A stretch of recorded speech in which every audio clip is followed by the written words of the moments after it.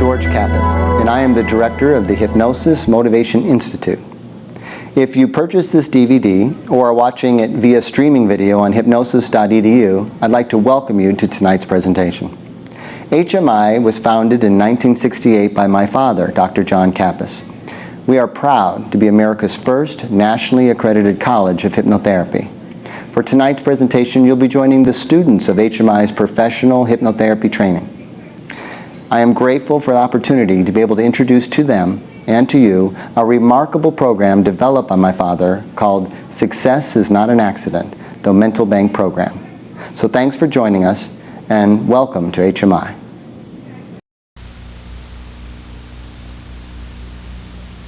There's something that happens subconsciously in doing the mental bank that it's beyond logic and reason.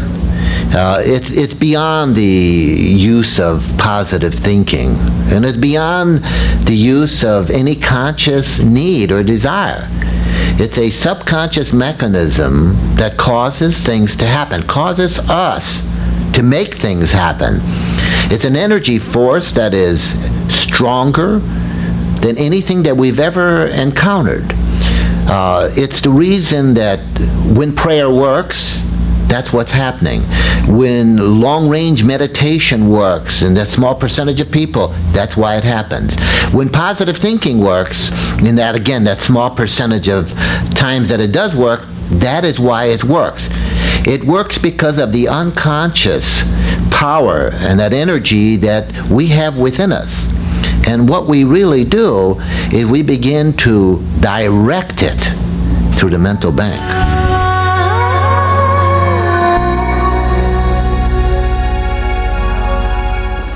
Okay, welcome class to our special presentation tonight on Success is Not an Accident, the Mental Bank Program. Okay?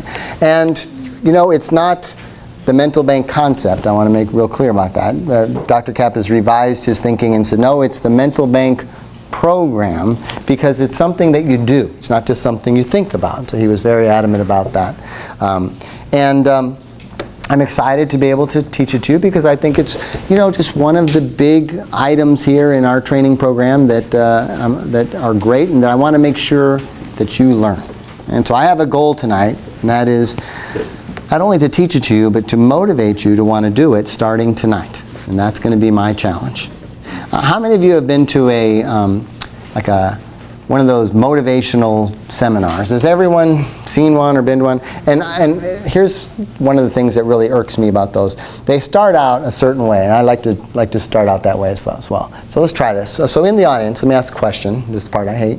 How many of you would like to make more money than you do now? Let's just see hands.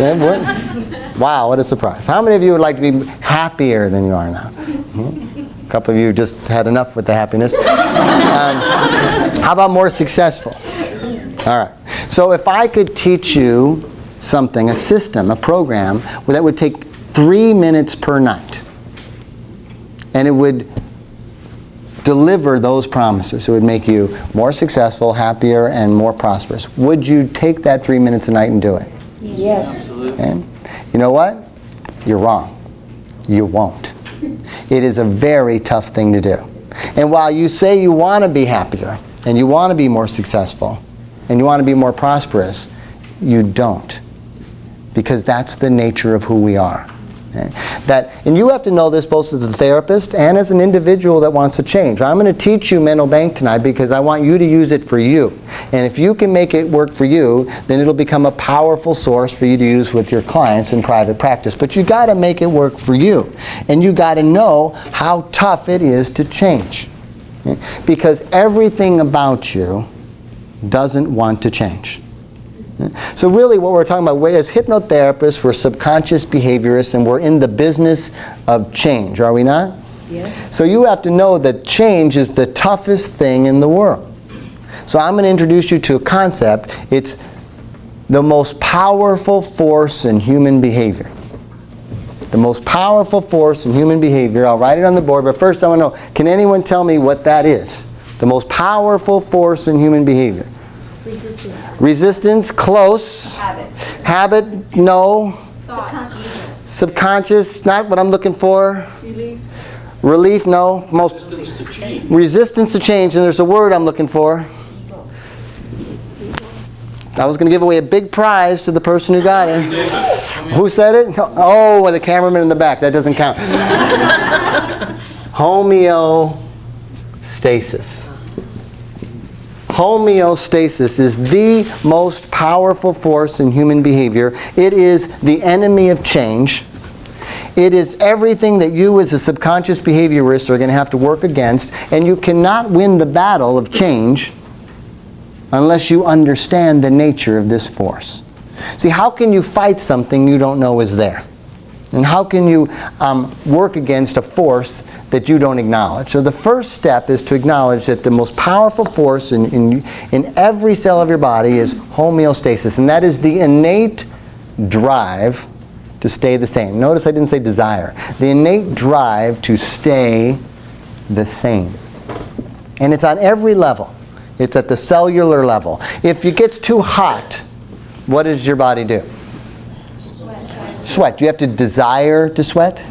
No. Can you will it to sweat? No, it just happens automatically. And what's the purpose of that? To bring your temperature back to the same. If you get too cold, what do you do? Shiver. Do you have to concentrate on shivering? Do you have to be in the mood to shiver? No, it just happens. It just happens. And it's not just at the physiological level, it's everything about us. See, that as subconscious behaviorists, we believe in this thing called a life script. It's all about subconscious learning. That 88% of our day is spent in automatic behaviors, things we've done so many times that they've become automatic. The way we walk, the way we talk, the way we treat people, the way we think about men, the way we think about women, the way we think about money. It's all about a life script.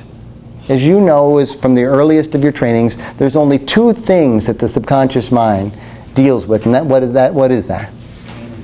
Knowns and unknowns.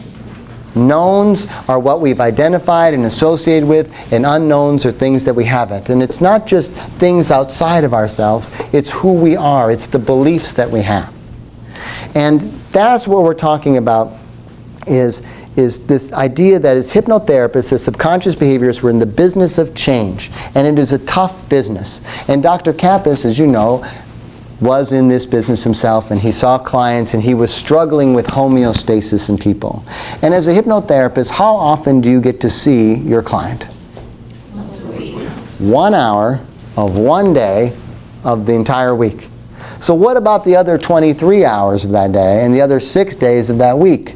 And he felt limited by this in trying to work with his clients and help them achieve change. And he really, what he did to create the Mental Bank program was he took everything he knew about subconscious behavior, everything that you've already been taught up to this point in your training. He then took it together and created what we called a recipe. And he said, how can I take there's all these different doors into the subconscious mind, all these different avenues around resistance, and each one of them has a value, but how can I put them together and make them work synergistically and get a greater effect? You know what I mean by synergistically? Mm-hmm. Okay? So he created a recipe for success. Who here has baked a cake? You've baked a cake? And did you bake it? Let's assume you were going to bake it from scratch. I don't know if anyone still does that. But if you were, what would be the ingredients of that? I guess flour. Flour. Water. Eggs. Don't help her with her cake. Sugar. Eggs, right? Now let's say that you took all those elements, took a spoonful of flour and a spoonful of water and a little bit of egg, some sugar, right, and you went, boom, boom, boom, boom, boom, boom, boom. Would you taste cake? No. Why not? It's all there. Huh? Because the elements have to cook together, right? They have to work together, and then they become something greater than the whole. So he took all of these tools of the subconscious behaviors that you already have, and he put them together, and he tried to figure out, how can I get them to bake? How can I get them to cook together? And he created this process called the Mental Bank that he designed for his clients to do at home in between appointments. And he created this mental bank program, and it was strictly a little thing he did for his clients. And a couple of his clients, two of them were these very successful gentlemen in this business that you may have heard of. It's called the Amway business. And he had these two Amway distributors, along with a lot of other successful clients that he had. But he had these two guys, and he taught them this mental bank, and they loved it. And they saw their businesses soar. And they said, we want to be able to have the same process for everyone who works under us. And they said, but obviously you have only so many hours in the day, and we don't want to pay for all of them to try and do that. And they couldn't if they wanted to. Is there any way you could teach this as a group? And he thought about it, and he said, I think I could. And he created the first mental bank seminar. And I remember being a young man and we had these little velvet books, and we put these little ledgers together. And he created this system, and we went and we taught them the mental bank. And from there, that's how I learned my first mental bank, was to actually just be there and help him put on that seminar and hand out the books and stuff. And that's how long that I've been doing the mental bank. And I can tell you right now that the biggest challenge you're going to have with this is getting yourself to follow through. It's 3 minutes a night. There's nothing hard about it. By the end of tonight, you'll know exactly how to do it.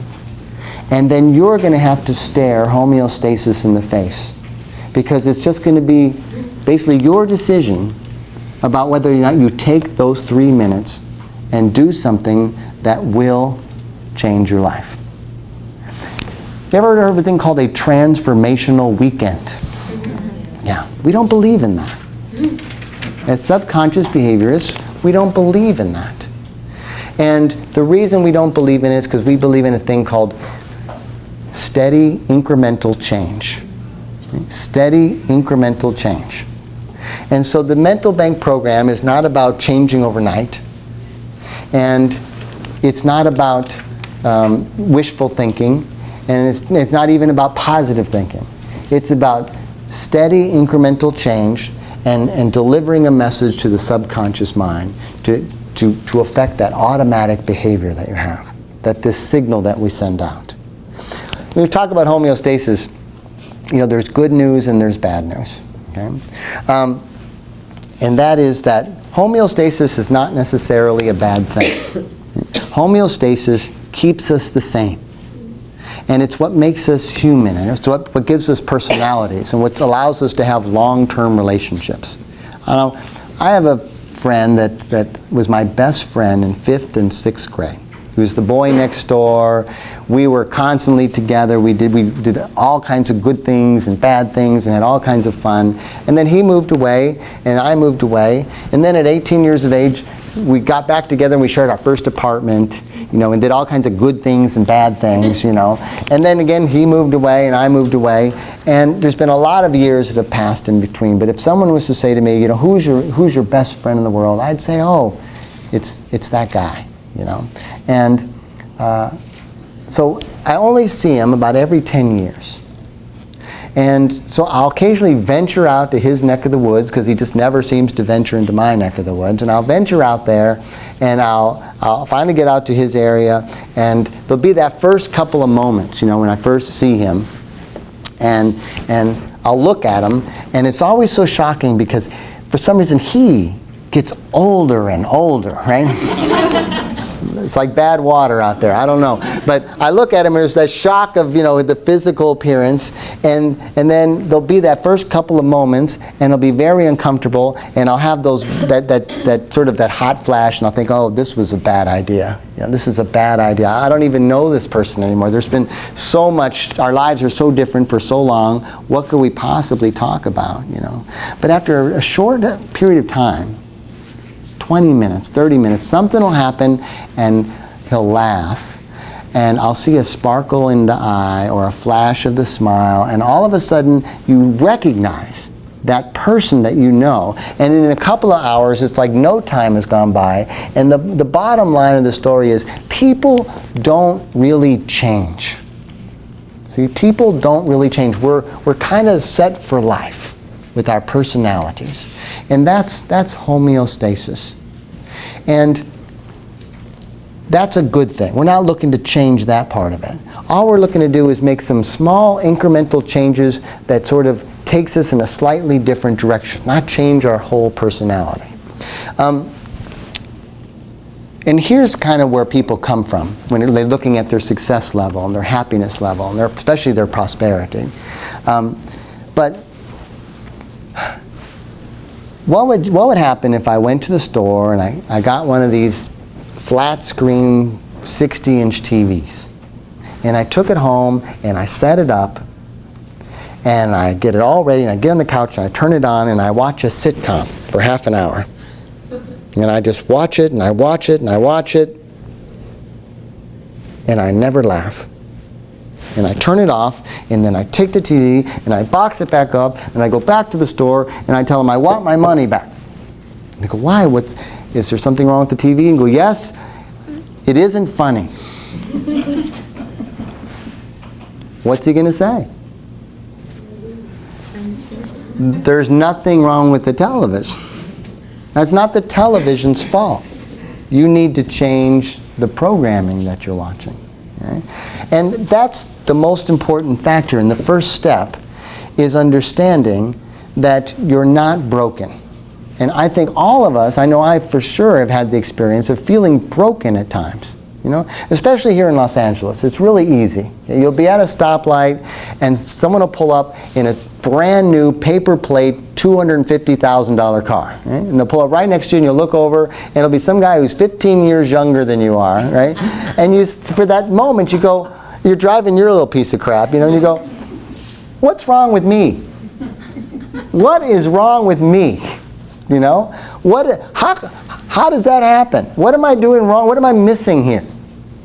Or here's another one in Los Angeles you've got to be careful of. You venture off into a neighborhood and you'll see houses that are worth $5 to $10 million more than your house. Not just $5 to $10 million, $5 to $10 million more. And again, you don't have that sinking feeling. I don't know if you have it, but I do. What's wrong with me? How come I'm not where they are? How did they do this? What do they know that I don't know? What's their secret? How come I keep missing it? You know? And the reality of that is that there isn't anything wrong with any of us. You know, and there is no secret per se. You know? It's definitely not about working harder. Do you know that the hardest working people in America are the poorest people in America? Right. It's not about being smarter. There's some real dumbasses out there with money. Right? We see them on TV all the time. Right? And it's not about being nice. There's some rich pricks. Right? So what is it? You know, and that's what Dr. Kappas spent his entire career trying to figure out. You know how torturous it was to be Dr. Kappas? He had rock stars, astronauts, you know, multi-millionaires, and he himself, you know, was struggling to make his money. People were worth 10 to 100 times more than him, and he's helping them be more successful. And I'm sure there was many a moment where he thought, you know, after they thank him, thanks to you, I made an extra $1 million this week, you know, and he's thinking, what the hell's wrong with me, right? I just got paid $125 to help make this guy make an extra $1 million, you know? And that burned him, and it worked on him, and he was driven to find out what is the difference in the subconscious mind that allows someone to be so successful and someone else not, when working hard and being smart and being nice has nothing to do with it. And it's all about this. It's about this idea, and it's the first ingredient in the mental bank. And I'm going to write it on the board. And there's these ingredients, his recipe for success, that we call the mental bank. And let's write that there. First recipe for success is the pen that works. The recipe for success. So the first thing is you must come to believe. And what that means is you must come to believe in the power of your subconscious mind. You must come to believe that the subconscious mind is a goal machine, that it always achieves everything it's programmed for. That as you sit here tonight, and as I sit here tonight, none of us are broken. We are all functioning 100% perfectly, and we are achieving exactly what we are programmed to achieve. And that's both good news and bad news. The good news is that your subconscious works perfectly, and if you can change that programming, then it'll achieve that. It's achieved this, and if it gets a slightly different signal, it'll achieve that, and if it gets another signal, it'll achieve that. It achieves everything that it receives from your subconscious. It acts out. That 88% of your day you're engaged in this autopilot, taking you in a direction you're not even aware of, and the subconscious is driving that boat. And that's the good news. The bad news? It means you're also responsible for your trauma, for your unlucky events, for the unfortunate things, for the bad luck. See, we create all of it. We create the good news, we create the bad news, and the first step, you can't do anything until you acknowledge that, until you own that. That it's a signal that comes out of you. That the subconscious mind is a generator, and it sends a signal. And the universe we live in, especially where we live, there's no limit to what can be achieved. Just look around. There's no limit to what a life can have. But we are sending a signal. And that signal delivers us exactly what we ask for. And what we need to do is learn how to change that signal. And what's stopping us from changing that signal? Homeostasis. The innate drive to stay the same. And what Dr. Kappas created in this recipe for success is he took these elements, which you as hypnotherapists in training already know, and put them together in a new and unique way that only takes 2 to 3 minutes per night. And your job, your challenge is going to be to overcome homeostasis just for 2 to 3 minutes a night to make it work for you. And that's going to be a real challenge. It's going to be just a challenge for you to start tonight. I'm going to explain to you how it works. I'm going to show you how easy it is. But you will be completely alone when that moment comes in your decision to start tonight and to make it work for you and to do it every single day. Okay? Because change happens incrementally. You're not going to overcome homeostasis in one day, in one weekend, in one session. It happens slowly and gradually because that's how your personality was developed, slowly and gradually. Not as long as you think. It's certainly not going to take you another 40 years to make the change that you've gotten to up to this point, but you do have to allow a little time, which brings us to our next ingredient in the recipe for success, and that is daily reinforcement.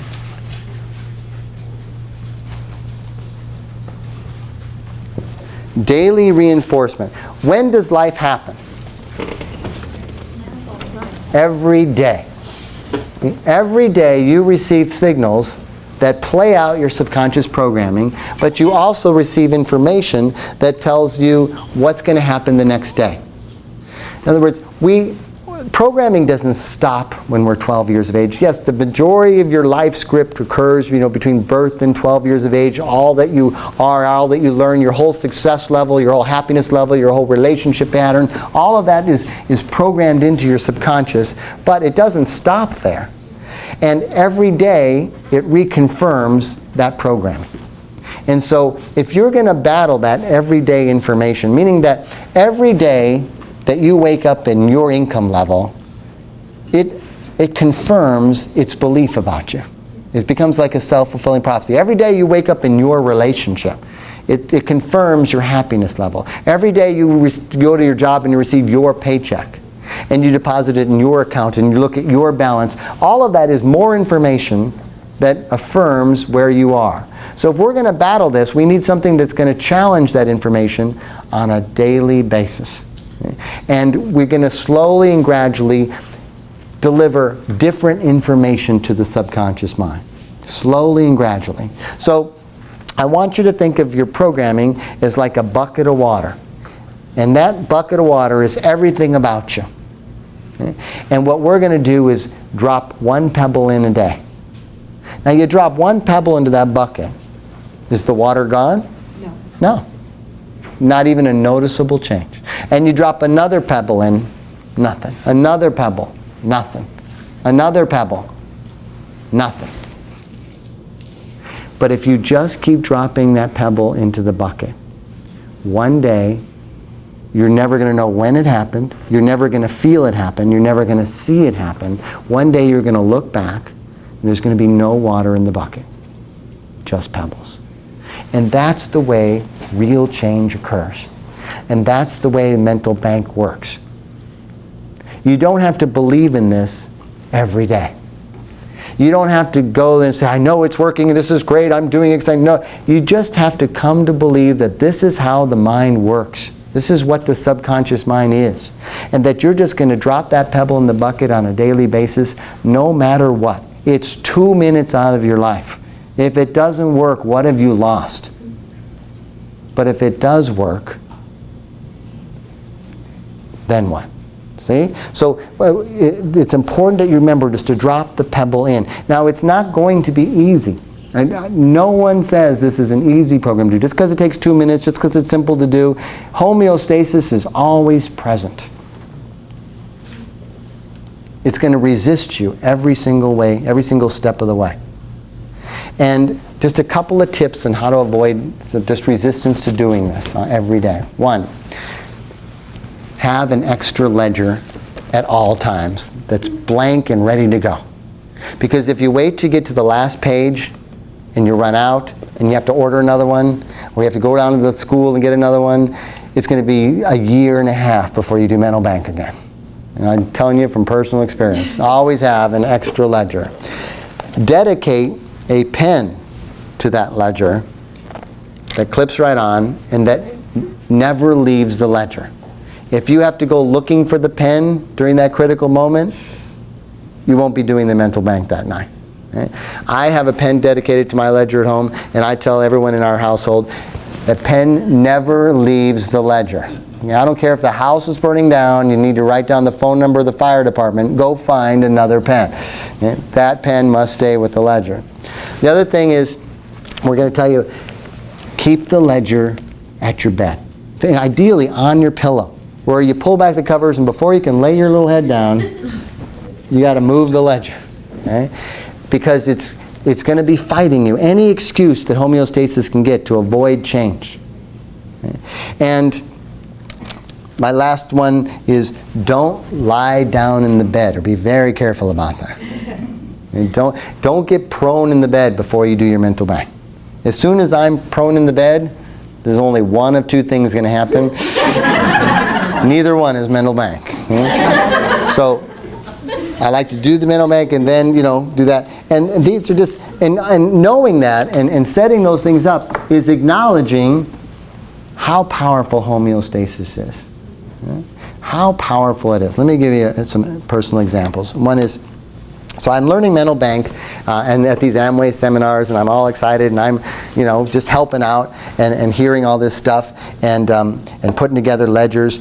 And so I start doing the mental bank, and at the time I'm making about $18,000 a year. I think I'm doing quite well, actually. And so we had different rules, and he was just sort of setting the guidelines, which we now have really narrowed in and tightened up. But at that time, you could set any goal you wanted, and we'll talk about this in the second hour. I set a goal of $200,000. And so I'm doing the mental bank, and I'm doing my goal of $200,000. And I meet a young lady, and we hit it off real well. And she's a couple of years older than I was, not much, but she had been married before and had some property. And I'm living in my El Camino, And so I move in with her, and I'm living this lifestyle. And because of that, like her husband, ex-husband, would call, and I would answer the phone sometimes. I'm living there, and he sort of didn't like that, so he told her, we need to dissolve, what property we have, and so he dissolves all this property. But by the time all that happens, her and I have a joint checking account, and we're living together, and that money, a check for a little over $200,000, came and got deposited in our account. Okay? But that's not even the story. The story is that we get a little bigger house and a couple of dogs and, really nothing. We didn't go to Europe. We didn't spend any real money, or I can remember. We just living life, and a couple of years later, I'm in charge of the bills, and I'm paying the bills, and I'm stressing, right? And I'm stressing over paying some of these bills, and I realize that every dime of that $200,000 is gone. I can't tell you where it went. A couple of things, but overall, it just melted. And I'm feeling bad about that. And I'm feeling responsible about that. And I'm feeling motivated about that. And now, God darn it, I'm going to get busy and I'm going to do this and I'm going to do that. And I'm thinking of ways that I can get that money back and earn that money back. And of course, one of the things on my list was start doing my mental bank again. So I decided I'm going to start doing my mental bank, and that night I said, I'm not going to procrastinate, I'm going to do it tonight, and I'm going to start looking for a ledger, right? And I go and I'm looking for a ledger, and I find a ledger, a used ledger, and I go to find the empty page, and I find an empty page, and I turn back one page to see, well, how long ago did I leave off? The last entry in that ledger was me depositing that $200,000 check. I didn't even think about that. I didn't even realize that I had stopped doing the mental bank after that. And that I started doing the mental bank when it was gone. And the thing about homeostasis is to recognize that that's the pattern that we have. That we have this pattern, let's see if it's going to work here, have this pattern where we have an overhead resistance. We have a ceiling to our script, and we have a floor to our script. Meaning there's good news and there's bad news about this homeostasis thing. Okay? It'll only allow us to go so high, and we start getting into the unknown territory of our subconscious mind. If we start getting too prosperous, too unsuccessful, then we hit that thing. If we get too successful or too prosperous, we hit that ceiling, and then we resist. We engage in silent, subconscious sabotages that, without our awareness, causes us to lose some of that success and bring us back down into the known area, the comfort zone. But if we go too low, here's the good part of it, if we go too low, we get motivated, anxious, we start taking actions, and we start doing things that cause our success level to rise up and bring us back into the known area. And that we sort of teeter between the ceiling and the floor, getting resistant, and we don't know we're resistant, getting resistant and sabotaging at the top, getting anxious and motivated, and going into action at the bottom. Up and down and up and down. Each of us has a different ceiling, and each of us has a different floor. In other words, some of us will go lower than others. How low will you go? Right? What's your bottom before you get motivated? For some people, it's homelessness before they get motivated. For other people, it's, their platinum card gets threatened, right? Or they're something like that. They're not able to keep up with some of the people that in their lifestyle or in their neighborhood. Whatever that low is, all of us are different. None of us are broken. And what we want to do is learn how to take the steps that start delivering a different signal to the universe. We have to just put in the right programming. Don't blame the TV. Just put in the right programming to start sending a different signal and start letting stuff happen. And knowing, because we came to believe, that if you send a different signal, you'll get a different result. And the first step is to do that every single day. Now, if we're going to send a signal to our subconscious mind, it needs to be in a language that the subconscious mind can understand. That's one of the things that you, of course, learn in the very basic training is you have to talk to the subconscious mind in a language it understands. And each of us, uses language slightly differently. And the whole thing about being a hypnotherapist is to test suggestibility and find out how each person uses language differently. And so Dr. Kappas chose a symbolic language. A symbolic language to communicate to the subconscious mind, because he was all about hypnotic suggestibility and catering the language. And he chose basically two forms of a symbolic language that he felt was the best to communicate to the subconscious mind about success. And one was the dollar sign, and the other one was numbers, digital numbers. He felt that in our culture, the dollar sign was a symbol of success and prosperity, and that numbers were, that the subconscious was very digital, that it used numbers to measure things. It clearly understands that 4 is more than 2, and that 8 is more than 4. You know, and that 10 is more than 5, and it just really has that relationship with numbers. So he created a symbolic language, and that was part of it. But he needs to deliver that symbolic language, meaning how do we get past the barriers of the subconscious mind? Now, as a hypnotist, of course, we do things a little differently. We have people come into a room, and we use our language to overwhelm them and create this mild neurological brainstorm that we call the hypnotic state, and we create this hypersuggestibility, and then we deliver the suggestions during that window of opportunity. Well, on this, we need the people to be able to deliver that message themselves. And so one of the things he did was he tapped into a back door to the subconscious mind that you all know of, and that's ideomotor response. Guys know ideomotor response?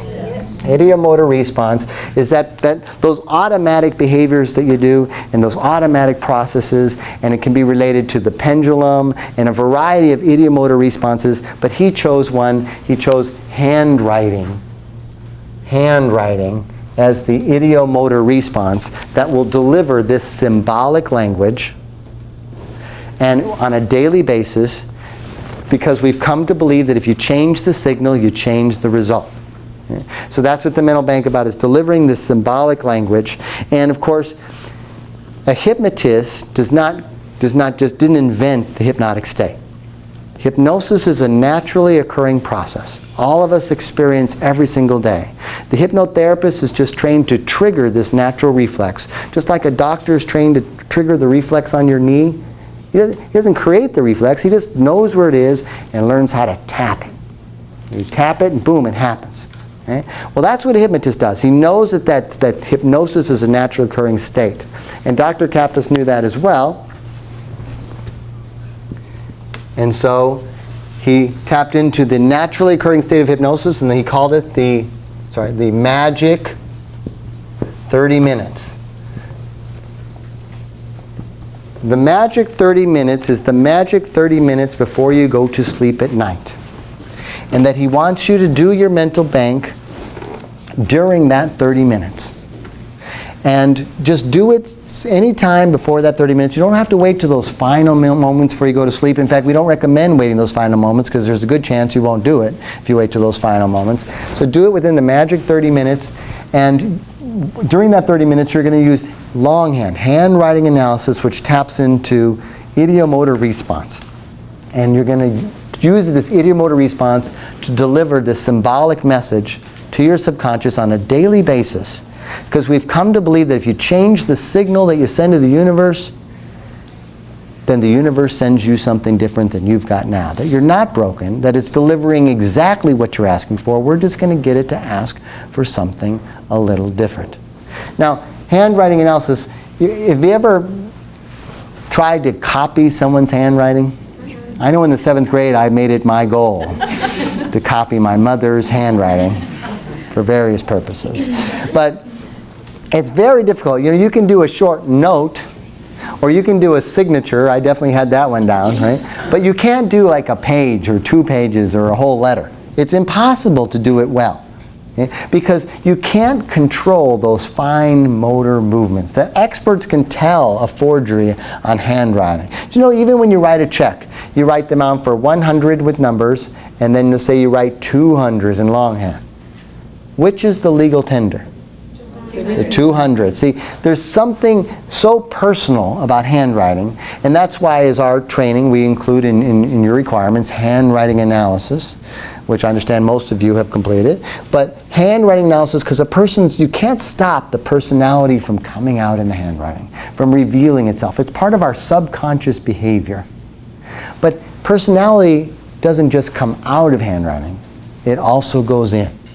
So we're going to take the most suggestible time of the day, when your resistance is the lowest, when you're most receptive to new ideas, when you can resist them, when homeostasis is the weakest, is the best way to put it. And we're going to deliver through this very personal ideomotor response a symbolic message to your subconscious on a daily basis, because we've just come to believe that if you change the signal, then you're going to change the outcome.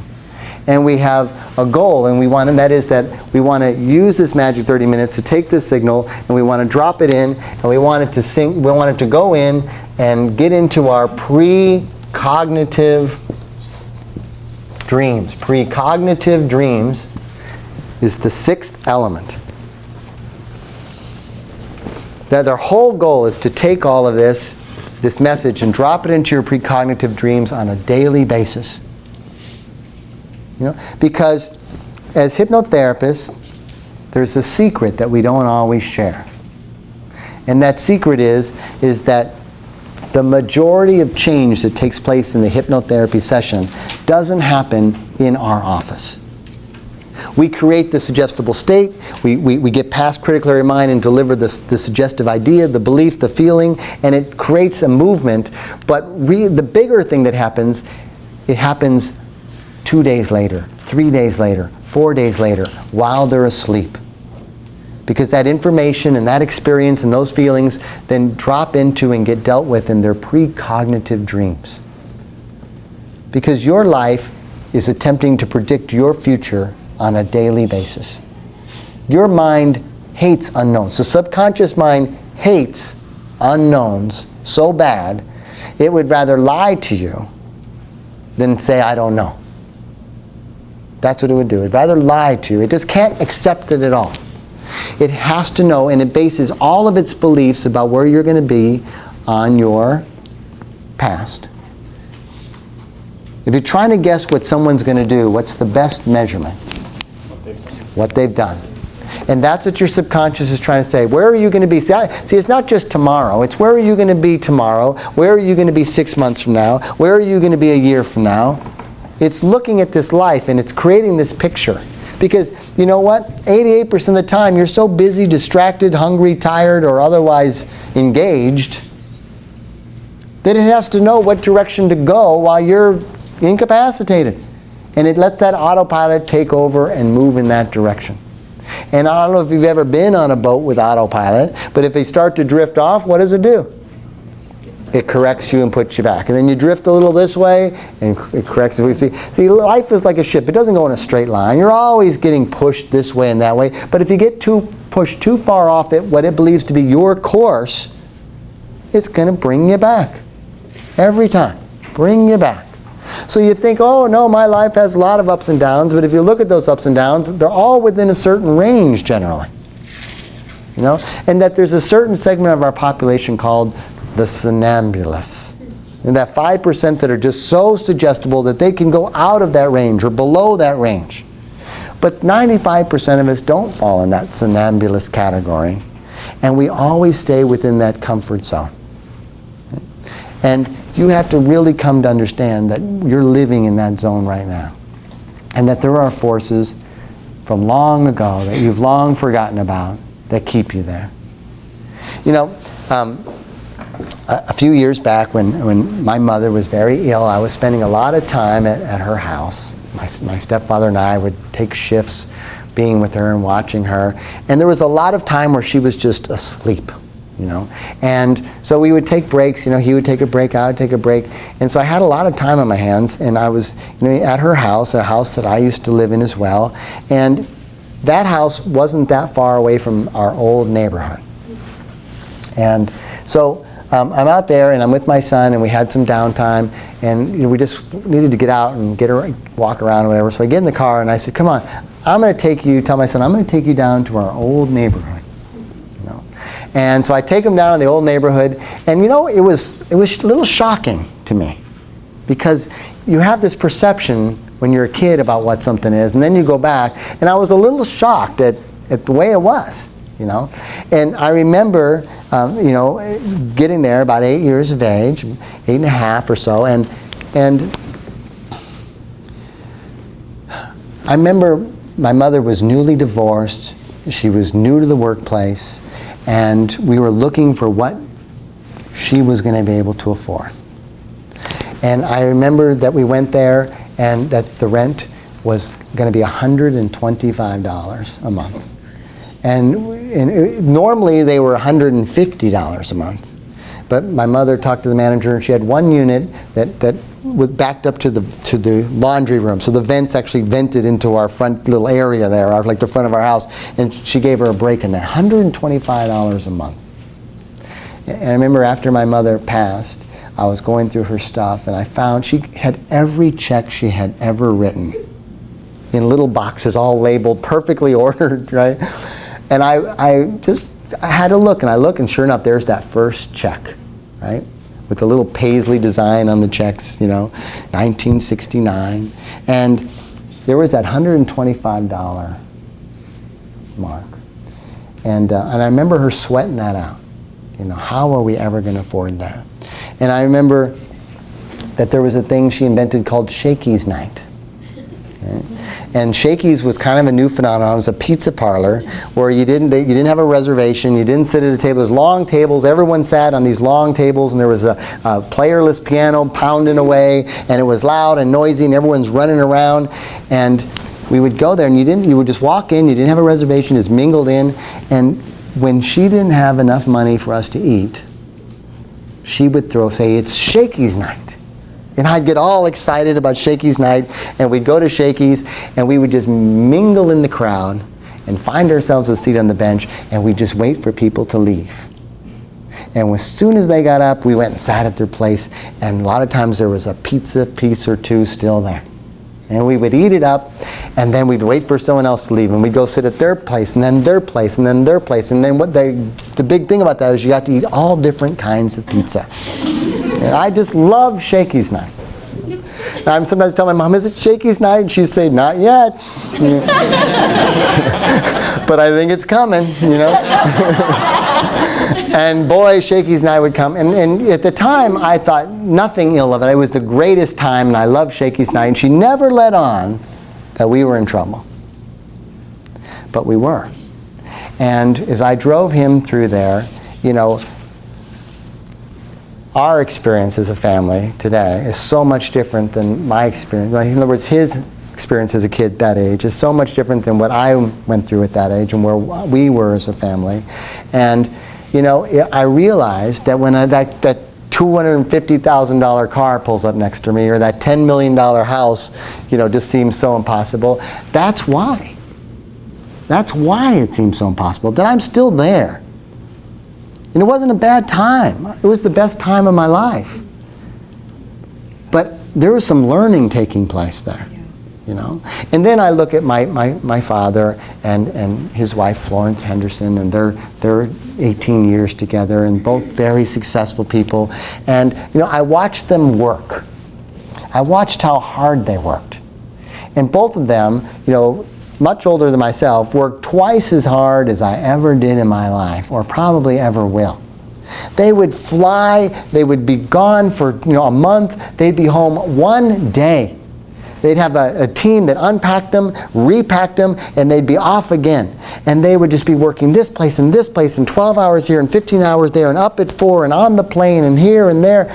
And I remember telling my father, as he got older, I said, Dad, when are you going to stop? Because I go, "Well, how long are you in town for?" "1 day." "1 day, aren't you tired?" "Oh, yes, we're exhausted." I said, "Well, then why are you doing this? You guys don't need the money." He said, "Are you kidding? They're paying us $750,000 for 1 day in Canada. We can't pass that up." And you got to look at where they came from. Florence was the youngest of 10. She grew up with a dirt floor.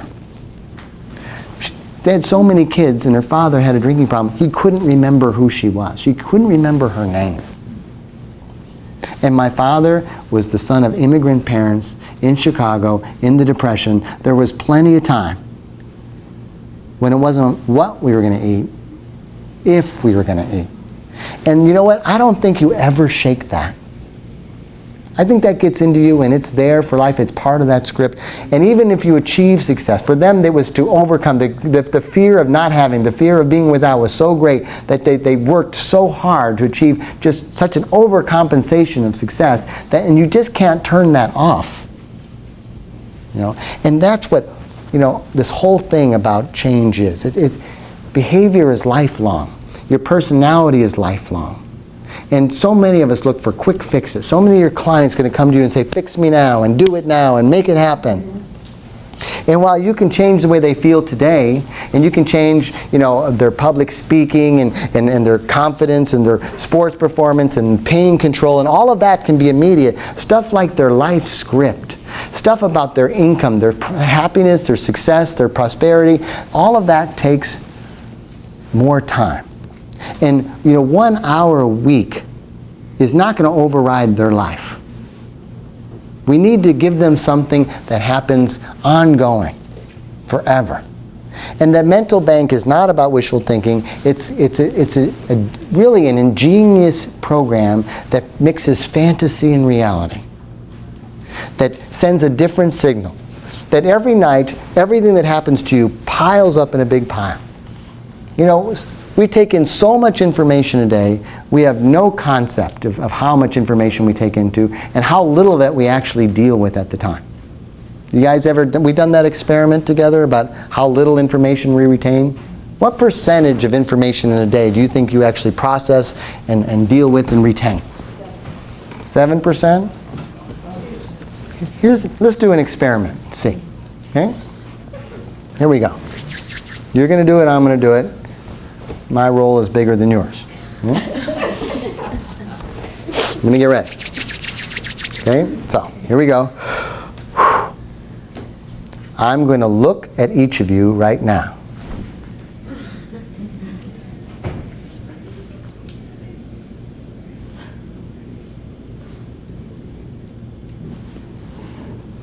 Okay?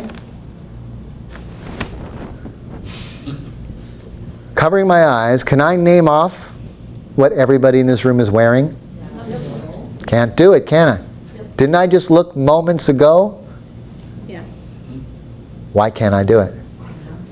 You weren't able to process it. More information than I can handle. Where does all the extra information go? All the stuff we don't handle on a daily basis. It piles up and it piles up and it piles up till we just can't take any more, and then we shut down for 6 or 8 hours and we call it sleep. And halfway through the night, as you learned in your dream therapy classes, the mind takes all that information and starts looking at it and putting it in its proper place and trying to predict what's going to happen tomorrow. And we call that the precognitive stage of dreams, that middle stage of REM activity in the night.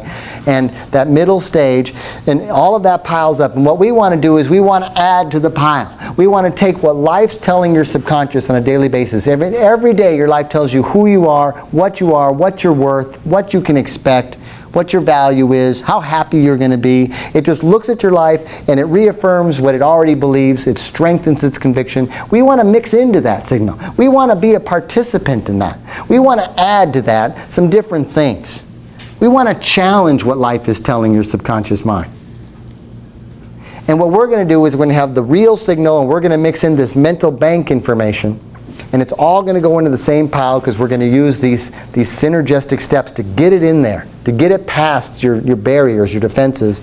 And we're going to put it in there, and it's going to be mixed in the pile. And slowly but surely, the real information is going to mix with the mental bank information, and it just changes the picture. You never erased your past. You can't undo your history. But you can feed in new information about your life today that slowly changes that signal, that causes it to start to expect. How many of you are depositing thousands of dollars into your bank account on a daily basis today? No. But what if you were? What would your mind start to think? If you received $10,000 on your doorstep a week, every week, no matter what, rain or shine or snow, and it happened week after week after week after week, would you worry about money? Because you know more is coming. See, when you come to believe that more is coming, then more comes. And what we want to do is get our minds to accept that. Make those figures, that success unknown. Make happiness unknown. Change from being an unknown, something to avoid, something to move away from, and slowly but gradually raise that ceiling so that you can move higher without sabotaging. And that's what the mental bank will do. And there's going to be times when you don't feel like doing it. And you're going to have to do it anyway. Just drop the pebble in the bucket. You know, drop that pebble in. You know, it really helps when your partner does mental bank too. And you get into bed and just one of those nights and you're just feeling that resistance and I'm not going to do it tonight, you know. And then your partner pulls out their mental bank and they start doing it all smug like, you know. Oh, I hate her for that. Right? Because I know she's right. You know, I know it's so easy to do. It really only takes 2 minutes, but I don't want to do it. You know? And I'll sit there and I'll have this battle with myself. Say, I don't want to do it. Just not tonight. It won't make a difference. And then I really have to have this conversation with homeostasis. I have to say, you know what? Success is optional. It's voluntary. No one says I have to be successful. It's only me that wants that. And it's okay if I don't want it. Because if I don't want it, all I got to do is not make the change, not drop the pebble in. I have the right to stay the same. But if I choose not to drop the pebble in, then I give up something, and that's the right to whine about it. See, do you whine? Do you ever whine to yourself about not having more, not being happy, or not having more money, and you know, I'm not willing to give up that right. I enjoy that whining too much. And I know that all I got to do is drop that pebble in, and I get to whine all I want, because as long as you drop the pebble in, I don't care what. It's just a matter of time before you look back and there's no water in the bucket. Happens every time. And when you reach that goal, then you stop and you set your next goal. And you don't have to believe it on a daily basis. You just have to believe in it overall, that that's how the subconscious mind works. It always achieves what it's programming for. What it's programmed to achieve, it will. Change that programming slowly and gradually, and before you know it, you'll look back, and a year later, you're going to be in a totally different place. And you're going to say, how did that happen? I guess it was luck. Couldn't have been anything else. But if you keep doing it, you're going to be in a different place next time as well. And next time, and next time. And I'm telling you this from my personal experience. For 38 years, we've seen over 250,000 clients. We learned a little something about subconscious behavior. You're not the first persons to learn, first students to learn this. You need to make it work for you before you're going to turn around and make it work for anybody else. And the challenge is going to come in the next 15 minutes when we take a break. You're going to have to decide, do I get my ledger now and start tonight? Or should I wait another day? And by the way, you don't have to have a ledger. You can use just plain paper. If your script says, I can't afford a ledger, that's okay. I understand. You're right. But the ledger does make it very easy. If you want to go ahead and get the book as well, we recommend both the book and the ledger. But at the very least, I want you to start tonight. And the next hour, you're going to get that ledger. And as long as it takes for everyone in this room to accomplish that goal, to overcome homeostasis and just beat it, we're going to come back and I'm going to show you how to use that ledger. And tonight, I want you to start. And 1 year from now, I want to hear the different place that you're in. Yeah. All right? All right, let's take a break. We'll come back. Good luck to you.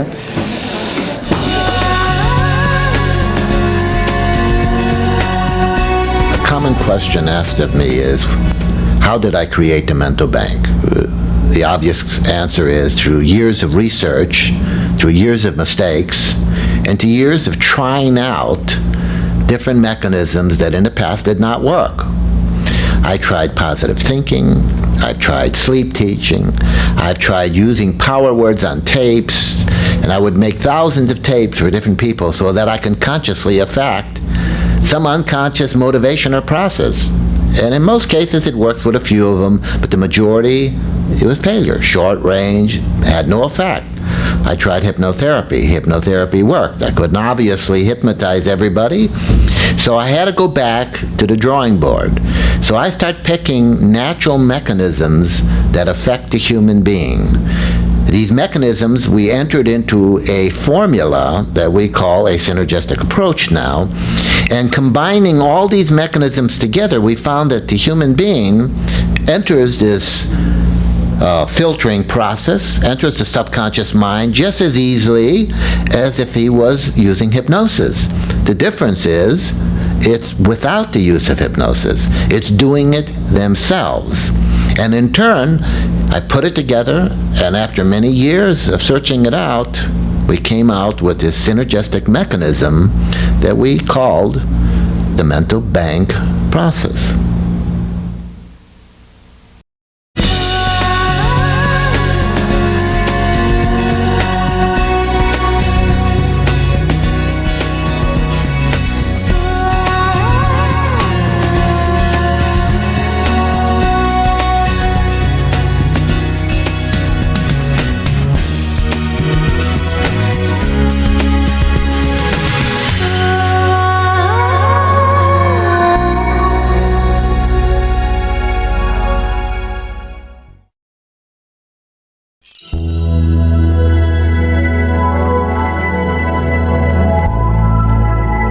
Okay, welcome back from our break. I trust that many of you have managed to struggle through your resistance and overcome homeostasis to now possess one of these little gems.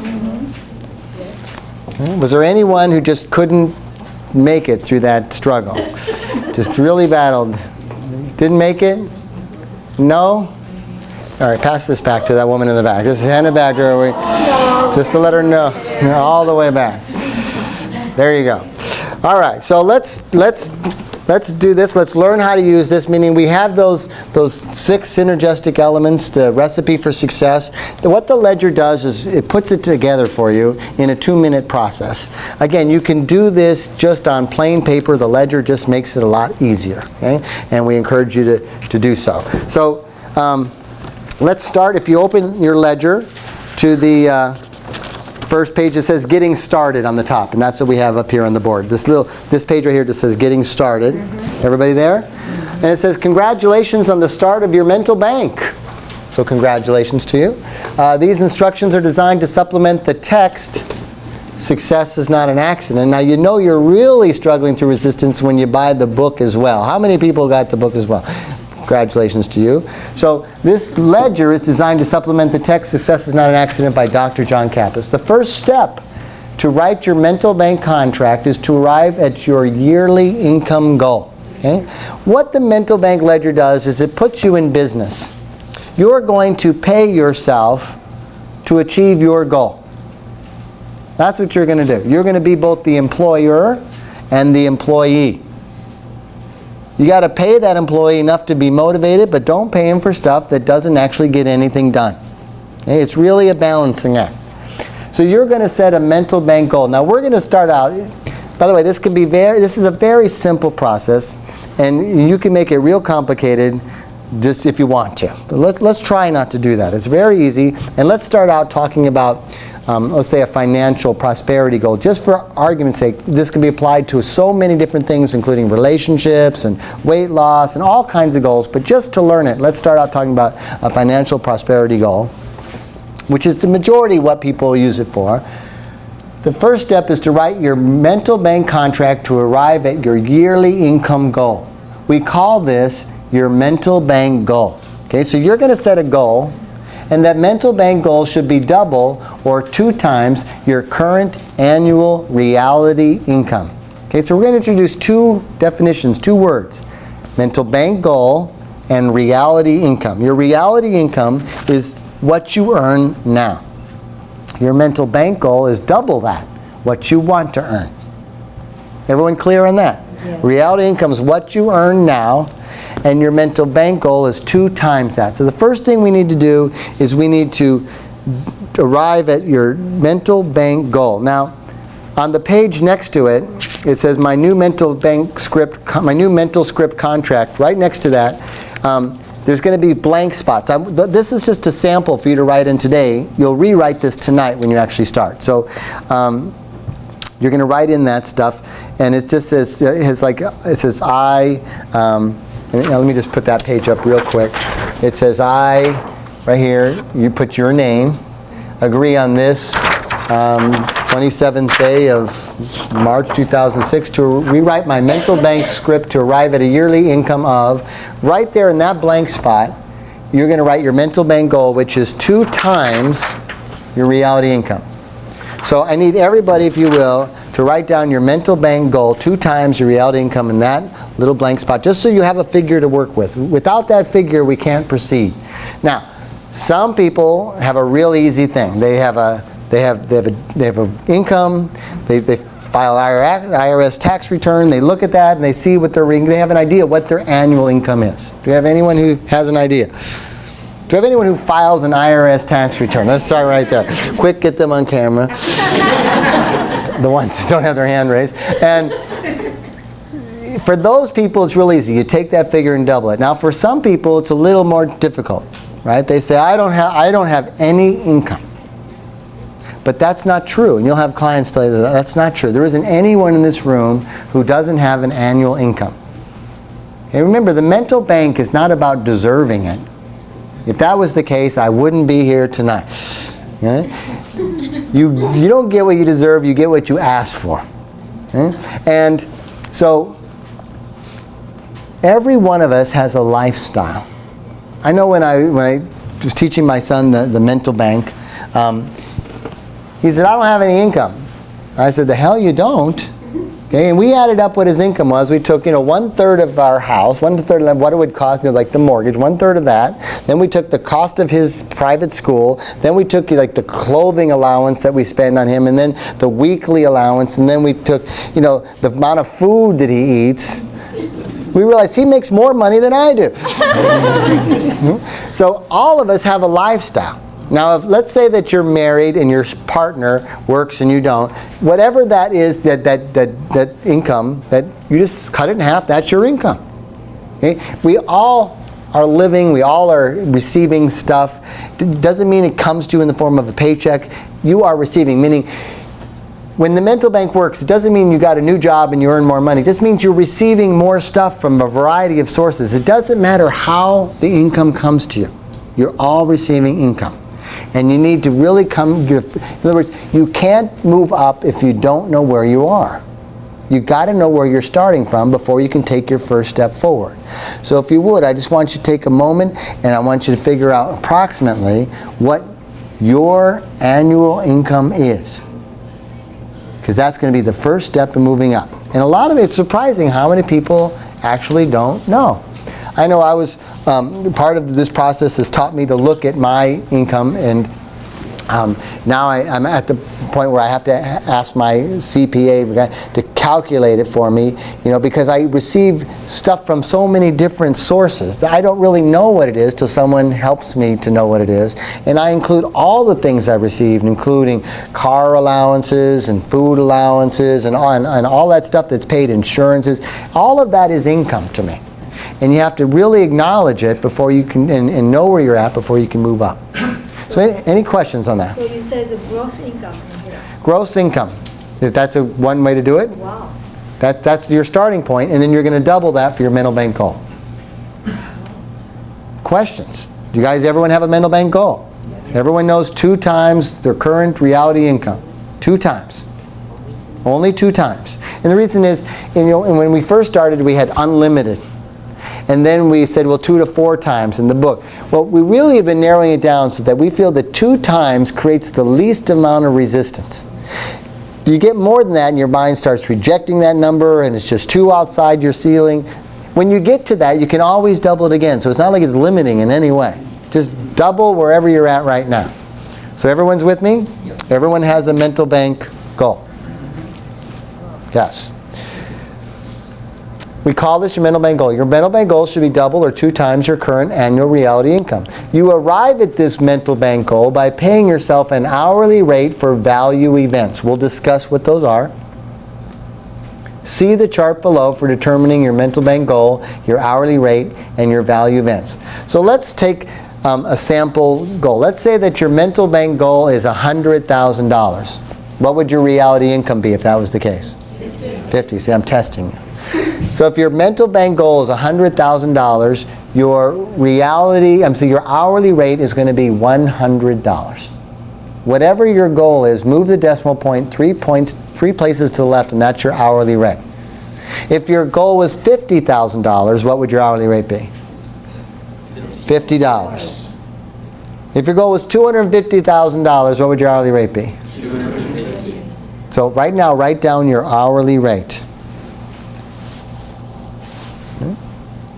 Now, your goal of the mental bank, you're going to pay yourself for value events. We'll still discuss what those are. An hourly rate for doing the things that lead you towards your goal. You okay? Okay. Hourly rate for doing the things that lead you towards your goal. What you want to try and accumulate is 4 times whatever your goal is in your mental bank account. Okay, so 4 times whatever your goal is. If in reality you make $50,000, what's your mental bank goal? $100,000. What's your hourly rate? $100 per hour. And by paying yourself $100 per hour to do these quote-unquote value events, you're trying to accumulate $400,000 in your account. When you have $400,000 in your mental bank account, we estimate that you will then be earning $100,000 a year in real life. Now there's a couple little twists that I haven't disclosed yet, but let's just take it one step at a time. So you have a mental bank, you have a reality income, you have a mental bank goal. Your 4 times amount is called your mental bank balance, what you're trying to accumulate, and you're paying yourself an hourly rate. Does everyone have an identified hourly rate at this stage of the game? Let's see the hands of everyone. Anyone who doesn't have an hourly rate, tell us your question about it, and let's help you find an hourly rate. If you do you have an hourly rate there in the back? Not yet. Not yet. She's calculating. A little bit of math, but not much. So everyone okay with the math so far? Mm-hmm. Okay. So the next step, and the key to the mental bank thing, is 1, to set the proper mental bank goal. To set one that really is 2 times your reality income. Then the next key is to set value events that really move you forward. You don't get paid for wishful thinking. You don't get paid for wanting. You don't get paid just for doing good deeds. You only get paid for the things that lead you towards your goal. Now, you have to decide what your goal is. Okay? Now, there's a couple ways to do this. One is you can set a strictly monetary or prosperity goal, which then all your value events would be geared towards that. Or you can set a more balanced goal, which is like how we sometimes encourage people to get started, where you kind of divide your value events among success, happiness, and prosperity. Yes? So are you saying that what you're looking to get, your goal, isn't necessarily part of your contract, it's part of what's listed under your value events? Well, your value events, this is all part of your contract. The value events are in your contract, meaning you're writing a contract with yourself to arrive at this goal, mental bank goal. And you're going to arrive there by doing these value events that you've identified. And here's how much you're going to pay yourself. It's very much like an employment contract. You hire someone, you say, here's my goal for hiring you. Here's the things I want you to do for me, and here's how much I'll pay you. Because the contract doesn't say anything about anything that you want to get, other than it just says, as of this date, this is your income, and it just has dollar values. And It says for the value events listed below. Okay. And that's where the value events determine what direction you're going. Okay? So let's start with our value events. And this is one of the most important parts, if not the most important part. So the most important value event is doing your mental bank. Because without doing your mental bank, what do you got? Nothing, right? Because you're not going to earn any money in your mental bank. So that's always the first one listed, and you're going to pay yourself your flat hourly rate. Now here's the thing. Some events lend themselves to hourly payments, and some events don't. Okay, doing your mental bank takes 2 minutes. You don't really want to pay yourself hourly for that, because it would be divided by 60 minutes. So we call that a flat rate event. So you would just pay yourself, the flat $100. If your rate was $100 per hour, just pay yourself the flat $100 for doing your mental bank. So some events will identify as per hour events, and some as flat rate events. Is everyone clear on that? Yeah. Okay. So the writing in your ledger is a flat rate event, $100. Now, what do you want to talk about first? Success, happiness, or prosperity? Yes. All right, want to do happiness first? All right, how about, and it's going to be different for each of you, so we're just going to throw out ideas so you can make some decisions. And on this sample page, I want you to write down some things. You're going to rewrite all this tonight, but this sample page is just to get ideas. So the first one you're going to put is doing the mental bank. And you're going to call it your hourly rate. So everyone got that on their sample page? The next one, let's do a couple happiness ones. What would bring you happiness in your life? How about quality time with your child? But before I say that though, let me just emphasize that these can't be things that you already are automatic in your life. So you don't pay yourself for what's already automatic in your life. Pay yourself for something that moves you forward. Okay? When I found myself a single father with a 2-year-old in a little bachelor apartment. Up until that time, from 17 years of age, I had been working till 10 o'clock at night, every night. I thought that was normal. And here at HMI, that's when our business was, that's when our school was operating. I grew up that way. So all of a sudden, I got handed this 2-year-old, on half the week. And someone said, figure it out, right? And I had to figure it out, and I would come home like at 4:30, 5 o'clock and pick up this kid from school and have this little kid. I had never been home at that time in my entire life. I didn't know what adults did before 10 o'clock at night. I certainly didn't know what they did with a 2-year-old. And so one of my value events at that time was spending time in the evening with this boy. And trying to have a good time, trying to figure out what to do in life. And so those hours I paid myself for initially. Now, after some few years went by, I figured out how to live like that, and it became automatic in my life. So then it no longer is on my value event list. Am I being clear like that? Yes. I can't see. Before I had to force myself to go home and have a life. Now I have to force myself to stay home at work. Yeah, now I want to go home. Now I can't wait for 3:30 and from that phone call saying, pick me up, I'm done, pick me up. And I race over there and I pick them up and we have our life. Okay? But then it was a struggle. So it's on your list as long as you're struggling to achieve it. Exercising was a struggle until it became automatic. I joined a hockey team, and it was the first time in my life I'd ever been really on a team of any sort since early high school. And just going to practice and playing on the team, I paid myself for, because it made my life better. It helped me meet friends, it helped me have exercise, it gave me a mental break. Now I've been playing for almost 10 years, I don't pay myself anymore, it's automatic. See, and that's just what I'm trying to say. Don't pay yourself for brushing your teeth or doing this. Yeah, it's good for your life, but only pay yourself for what you're struggling to achieve, not for what you've already got. So what else could be on your list? Well, for me, being on vacation is easy. Planning a vacation is the hard part. See, the whole thing about vacations for me is you got to plan it. And when I grew up, my mother and stepfather never took a vacation. Never once the whole time I was growing up. Before she got remarried, we didn't do that, and then after, never. Just wasn't in our consciousness to do that. So now that I'm in a different lifestyle and a different income bracket, and I see that other families in our lifestyle are taking all these great vacations, and my kids are looking at me going, what's wrong with us? How come we're not going to Bali and all these places that friends are going? So you have to buckle down and plan these things. So I pay myself for the planning of the vacation, because I know that increases our happiness. Anything else that you could think of? How about date night with your partner? If it's not something that you're doing, that you need to do more of, that you need to put more work into, put it on your list. You're allowed to have, say, a couple of things, 2 to 3 things in this happiness category. Any questions about that? Come on, I've never had a class not ask questions about this. You guys are just so on top of it. All right. Well, I have a question as far as you saying when you accumulate 4 times the amount of the, what? Of your goal. So 4 times the amount of the goal right. based on what we've written. When you have a goal, let's say 100,000 is your goal.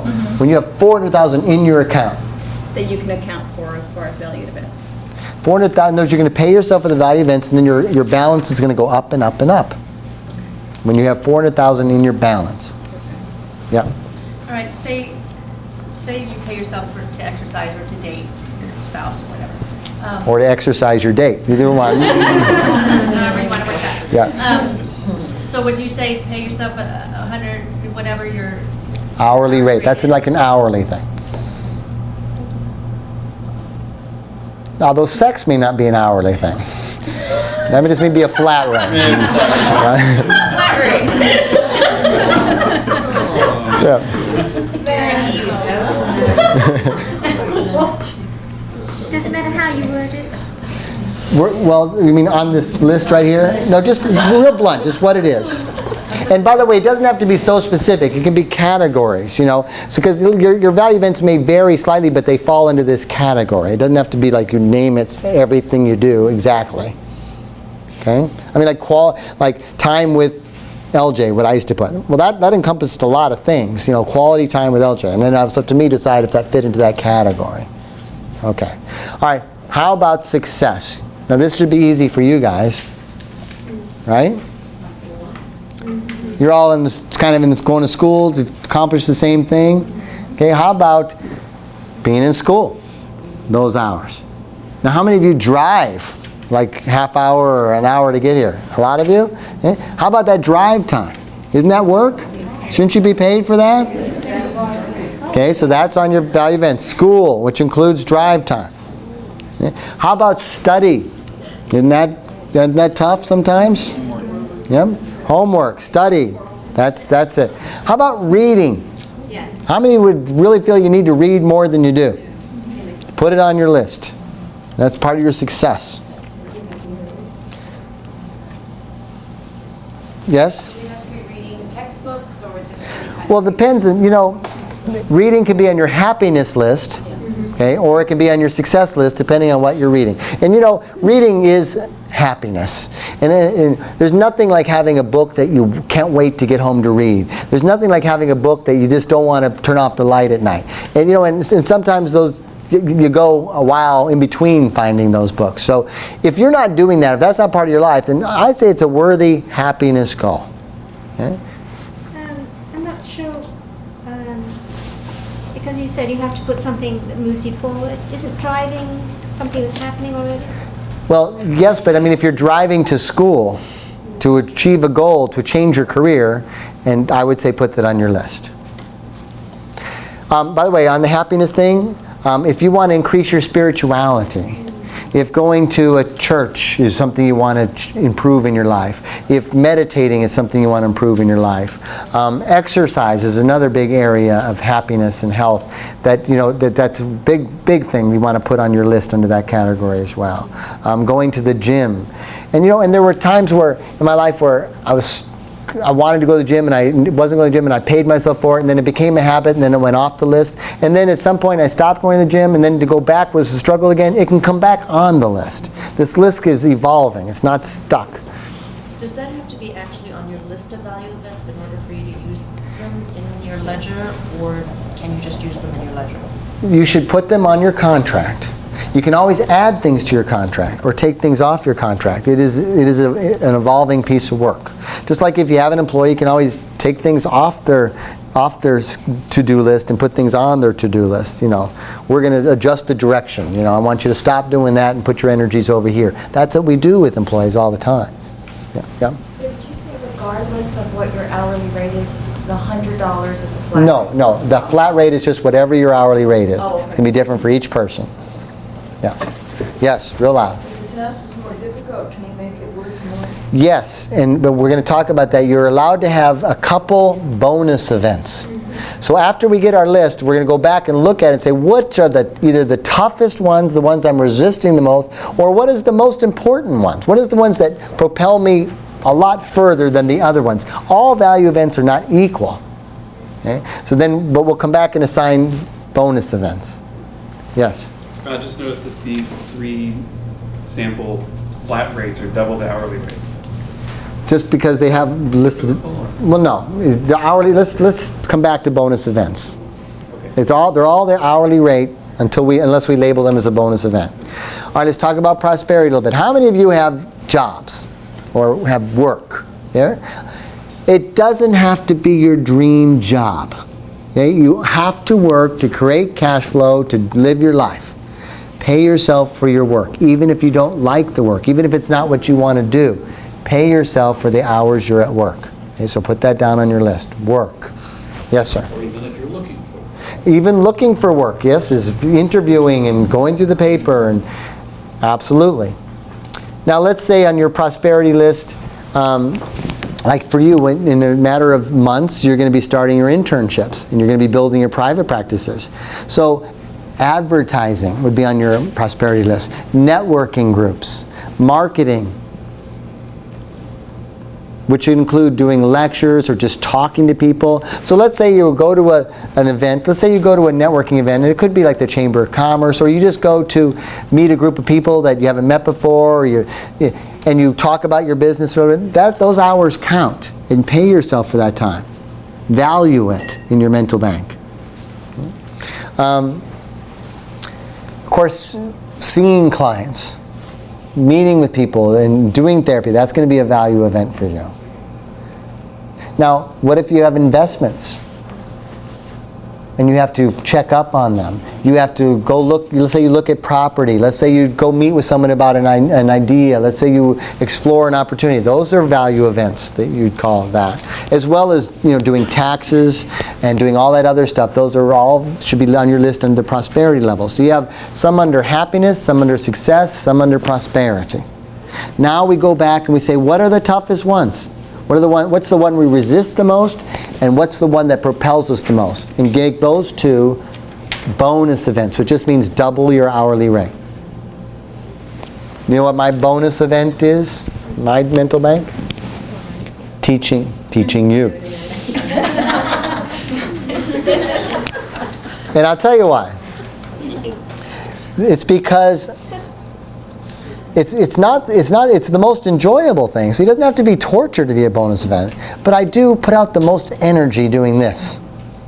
It's a lot easier to be in my office and just bark. Right? But coming here, I have to be nice. I have to act friendly. I have to come out of my shell. Right? I should get paid for that. The other thing is, when I look at all the things that I do for this company, I feel this is the most valuable contribution that I make. So I pay myself double for these hours versus the other hours that I do. You should make sure you're doing the same for whatever your thing is. Okay? All right. So you got your list here. And again, this sample page, the purpose of this page is you're just practicing what you're going to do tonight. So you're writing it all out ahead of time so you know exactly what you're going to write tonight. Now you only write your contract once. You may modify your value events, but you won't rewrite your contract until you reach your goal in reality income. And that's the time you'll do this process all over again. Once you actually reach 2 times your current income, then you'll rewrite this whole contract again. But until then, you only write it once. And when are you going to do that? Tonight. And what you're going to do is you're going to turn to the next page, which is this blank page. It's this sample page blank. And you're going to take what's on your sample page, you're going to write it in longhand. I, George Kappas, agree on this 27th day of March 2006 to rewrite my mental bank script. How are you going to write this? Longhand. To arrive at a yearly income of, and you write your mental bank goal. This amount will represent 25% of my mental bank balance, which will be 4 times that amount. I will arrive at this amount by paying myself a base amount, and then you write your hourly rate per hour for value events listed below, and you'll write out your value events and the rate for each one, noting which ones are double for your bonus event. And then at the bottom, you sign it. Why do you sign it? Because it's a contract. You don't sign that check, it's no good. You don't sign that contract, it's no value. And you sign it with your signature in longhand, and you date it, and you commit to that. Okay? And you only do that once. That is not the daily process of your mental bank. Okay? Then you'll turn to the next page, which will be 2 facing pages like this. And then after you write your contract this first night and you do your mental bank one time, on the subsequent days, you'll just do these 2 pages. So each one of these 2 facing pages, one says happenings and one says ledger, that's equal to 1 day, meaning 1 day should take up these 2 pages. So let's look at the first day of that, the first page of that, which would be the ledger page. You always do your ledger first.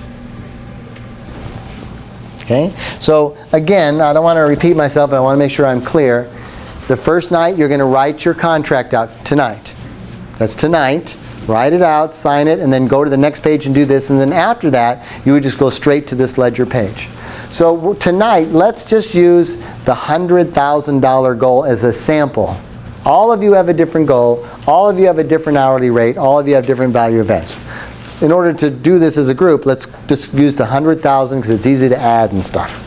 So the first thing you're going to write when you open your mental bank on the subsequent night is you're going to write your goal right up here on the right-hand side. This is one of the most important things of the whole process, is writing that goal, that whatever that goal is for you, writing that number in the right-hand corner. And I want you to think about every time you do this, you're dropping a pebble in the bucket. Every time you write that number, you're sending that message through ideomotor response at the most vulnerable time of your day in a symbolic way to your subconscious mind on a daily basis, because you've come to believe that if you can change that signal, you will change the outcome. Well, your goal is to make this number a known instead of an unknown. Does that make sense? Yes. Okay? And it's amazing how this works. And I'm going to give you proof. I've proven to myself that just this one thing works. Because when you reach this goal, you're going to rewrite your contract and double your goal, right? So I've reached my goal a couple of times. And so you go to write that new number, and so you go to write that new number, and instead of writing 200, you go, holy moly, I wrote the wrong number. And for like months and months after I change my goal, I find I'm still writing the old number. What does that tell me? That number got in. See, it's like the Chinese water torture test, right? Right? Does 1 drop brainwash you? No. Does 2 drops? How many drops? A lot of drops. And all of a sudden you break down. You just keep dropping that in and dropping that in night after night after night after night. And before you know it, it starts to accept it. And once it accepts it, you don't know why. You certainly don't deserve it. You're not doing anything better, different, or worse. It's just happening. That's a spiritual concept that accompanies the mental bank. So you write your goal up here in the thing, and you go ahead and write your date. And then what's the first thing you pay yourself for? Mental bank doing. Now I do it just by writing MB, mental bank. According to this sample, it's $100 per hour. Number of hours. In the book, it has you write P/E for per event. I use a little star whenever it's a per event or flat rate. So what's my deposit? $100. That was easy. Okay. Did you go to the gym today? Yes. Very convincing.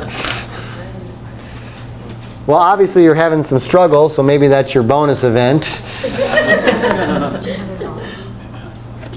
And you spent 1 hour, so that's, everyone follow me? $200 bonus, 1 hour equals 200. Then you go to work, $100 sample, let's say 8 hours, $800 deposit. Oh, you went to school tonight, learn mental bank. So however you want to identify that, you could say it as HMI or school. So 100. Did you drive an hour to get here? Yeah. You can drive an hour to get home? Yeah. So what is that, 5 hours for you guys? Anything else? Any quality time? No, probably not tonight. All right, so what does it come out to? $1,600. How many of you are earning that on a daily basis now? See, we want to make that an okay thing. It's okay that you don't identify with it right now. It's okay you don't believe it. It's okay it seems ridiculous. That's just your thinking. There are a lot of people that earn a lot more than that. That'd be a bad day for a lot of people in this country. So it's all relative. Let this number drop in and it's going to mix with what you really did earn tonight, and what you're going to come out is somewhere in the middle. Yep. So do you want to go throughout the day and write all this stuff down, or just right before you go to sleep? Just not 30 minutes. Just going to sort of summarize the day. And the first night, you're going to, it's going to take a little bit more than 5 minutes. Take my word, it gets down to be about a 2-minute deal. Okay? Yep. So you don't need to write in longhand the 100,000. You can just actually. We're getting there. We're getting there. Okay. So there, no, just right. So there it is, $1,600, and then on the first night, you're not going to have any money in your account, are you? No. No. But after that, you are.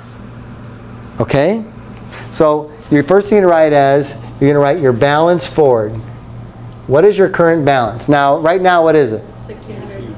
No, it's 0. Balance forward, I'm sorry. But the next night, what is it going to be? 1,600. Okay, so will it confuse you? Well, let's just say 0. So then you're going to say deposit. What's your deposit? 1,600. 1,600. And then your new balance? 1,600. And now, in longhand, you're going to write out the following sentence. I'm going to have to, I didn't leave myself a lot of room. As of this date, I have earned and accumulated a mental bank balance of $1,600. Just like a check, we're going to write it both digitally here and longhand here. And then what do we need for that check to be good? Sign it. Boom. You're done with your ledger for that day. Now the next day you do it, what's your balance forward going to be? 1,600. Then you'd add your deposit, and this is your balance is going to go up and up and up and up, and you're going to be, you're really going to get in a habit of depositing thousands of dollars into an account that has hundreds of thousands of dollars into it, and that's just going to become an everyday occurrence for you, tied into things that you really did that day. We're fusing fantasy and reality as much as possible. That's the genius of this thing. It really fuses it together. But we're going to add one more little twist. And because of your limited mind script at the moment, you're going to have a hard time with it. You're not going to like this one. You ready? Any money that you receive in real life, any income from any source, gets subtracted from your balance. So you're going to have your deposit, and then you're going to write reality income, and then you're going to subtract whatever that is. And that's going to be, so then your deposit would be $800 instead of $1,600. I don't care where the money comes from. I don't care if you find it. I don't care if it comes in a bank return. I don't care if it comes from passive income. If someone gives it to you, you receive a birthday check. Any reality income gets subtracted. Now there are some people that resist this. Oh, they don't want to take anything away. They don't mind depositing, but God forbid they should subtract something from their mental bank. Okay? Why is it that people don't want to subtract from their mental bank?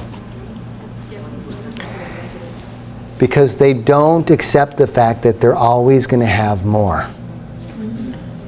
See, the only reason you resist subtracting is if you have sort of a scarcity mentality, that more isn't coming. We want to desensitize you from adding and subtracting. You should feel no differently about adding as you do subtracting. And over time, that's how it'll be. It's going to take a while for you to get to that point. But when you feel absolutely no emotional attachment to adding versus subtracting, or subtracting versus adding, that's when things are going to start happening for you. See, when you subtract, any money you receive, that's a draw on your mental bank goal. See, you put money in your mental bank, but you got to live. What good would a business be if you never took any money for yourself? Okay? So any monies you receive in real life is your mental bank delivering to you. Subtract it happily. The more money you subtract, the better off you're living. People that have the script of making money don't think that much about spending it when they want to, because they know more is coming. They make money to spend the money. because they have a healthy relationship. Do you know that if you're gambling and it's not your money, you're luckier? Because you're not afraid of losing it. You don't have that attachment to it. So you're going to subtract your reality income. Yes? Okay, 2 questions. One is if you own a business and obviously you have employees, you're going to put in your gross amount that the business made that day? No, you're not going to put in your gross amount because I'm talking about monies that you take out of the business. Oh, okay, so not necessarily. No, it's what draw did you take? What did you take? That's what you're subtracting. Okay, so And you could have a business that grosses $1 million and has expenses of $1.1 million. Right. You're not drawing, that's not a good situation. Okay. Now, the other thing is, let's say we did have $1,600 tonight. We have $1,600. We're still starting tonight at 0 and adding a $1,600 deposit in tomorrow's? No, that's just an example. You have a zero amount in your account tonight. So let's say you add your amount, that's your... So that's your deposit, $1,600 Right. for today? Right. Okay. The balance forward is you turn back one page and you see where did I leave off, and you bring that forward. Just like a bank account. Yeah. So what happens when, let's say, you see clients and you start making money off of that? Because you're just getting, let's say you get a check from a client. Do you sit every night and go deduct from how much your rent or your insurance or your tax bracket is or whatever it is, or do you just take it?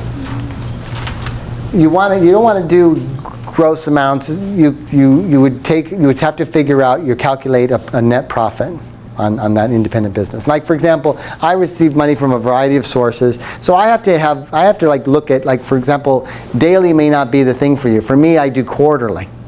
And I'll quarterly subtract income because I don't know what the income is till the end of the quarter. You may not know what the income is till the end of the month. But you got to look at what the income is, what your net income is versus expenses. All right, so that's what we're doing on a daily basis. We're writing our goal, the date, the mental bank, the value events, and then we turn to the next page in the book, the happening section. And we just go right over there. So always we do our ledger first, fill it out, get our balance, write it out, sign it, and then move over to the happening side where we just basically write our date. Mental bank happenings, that's a word, that's a new word.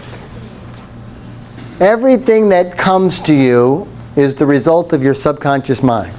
Your mental banks acknowledges that, and it reinforces all the positive things. You don't write negative things in your happening.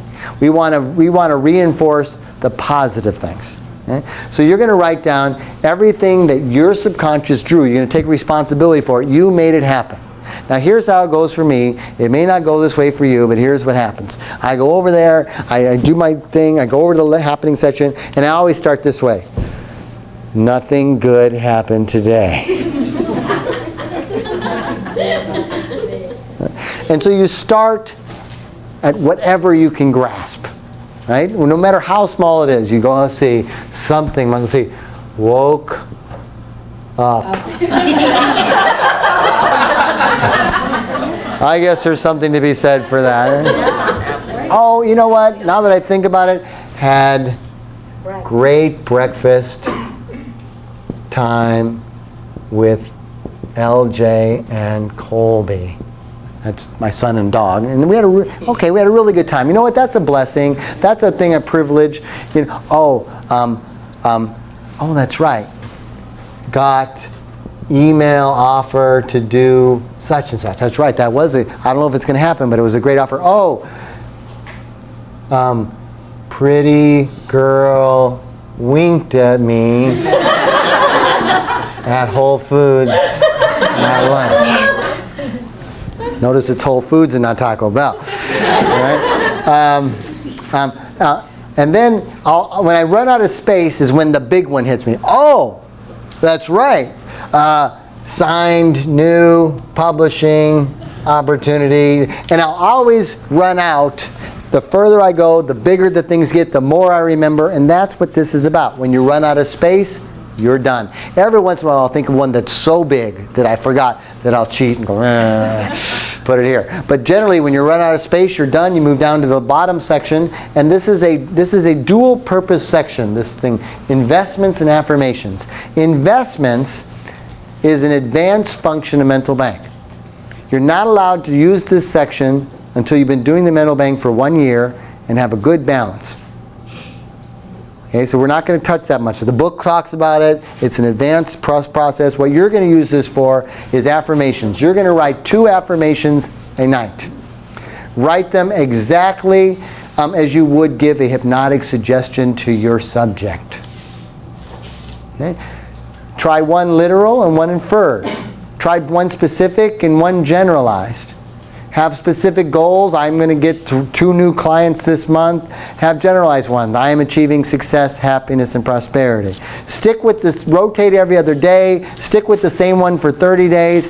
Play with it. And you're giving a positive suggestion to yourself. So you put the date and you write one. Here's some ones over time.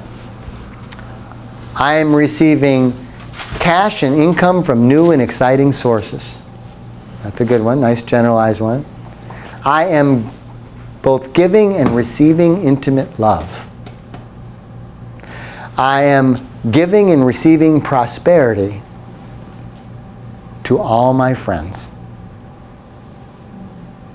Those are ones that I like, as well as specific ones. We are meeting this goal. We are surpassing our expectations for enrollment this month. We are making new inroads and this and that.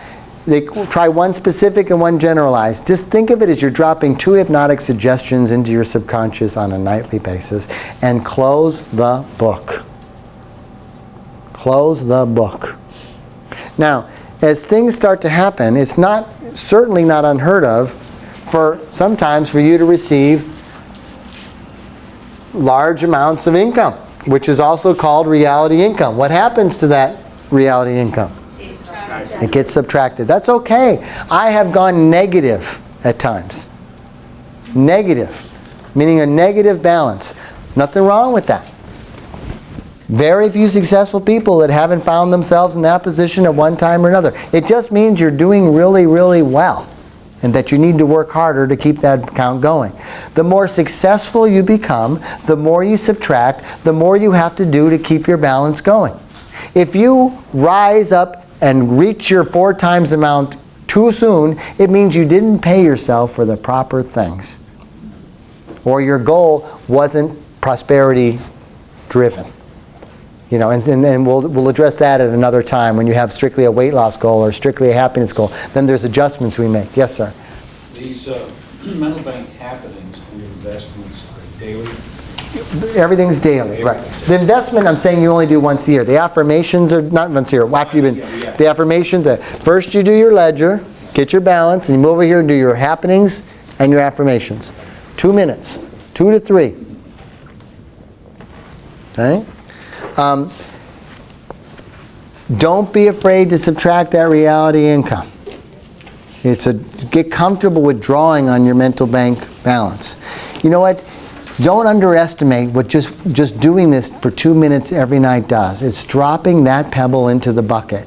Your balance is, you're dealing with tens or 20 or hundreds of thousands of dollars. You're depositing hundreds or thousands of dollars daily. You're subtracting. You're looking at you're looking at what money's coming in. You're acknowledging what's happening daily. You're giving yourself 2 positive suggestions. You're doing it in 2 minutes a night. You're doing it through ideomotor responsive handwriting, which can't be duplicated by anyone else. You're doing it in a symbolic language, numbers, and dollar signs. You're sending a message to your subconscious. You're doing it daily, and you're doing it during the most vulnerable period. Where does all that go? Hopefully into your precognitive dreams. And it says, where are you going to be 6 months from now? And it looks at all the data it has available. It looks at what you made in real life, and it's also looking at those numbers in mental bank. And chances are it's going to put those 2 together, and you're going to come out somewhere in the middle. You have to really look at how things are changing too. It's not obvious always. It doesn't come in the obvious ways. I remember I set my goal once, and I had this, not once, but one of my previous goals. And, I had this thing where my parents both died within 60 days of each other. And I received, some money. And so, of course, I had met my goal that year. But I thought, well, that doesn't count. I didn't really do anything. I didn't earn anything. It's not going to happen next year. And so I hesitated changing my goal. But next year came and weird things happened, and I made it next year too. So then I went ahead and changed the goal. And then I sold a house for a lot more than I thought I was going to sell it for, and inherited another house. And I thought, well, that's a fluke. Now, that doesn't count. But you know what? The next year came, and I made that next goal again, and I changed the goal. And it doesn't. And then I had to start adding up all the different places I was receiving things to realize I had met my goal again. At first, if I just looked at my flat salary, I hadn't met the goal, but when I added in all the other sources and really had a CPA give me an honest thing of exactly how much money I received from all these different places, I had surpassed the goal again. And so then I had to raise the goal again. Yeah. So are you saying that once you reach your goal in reality, you change it, or once you reach your goal in reality, you rewrite your contract?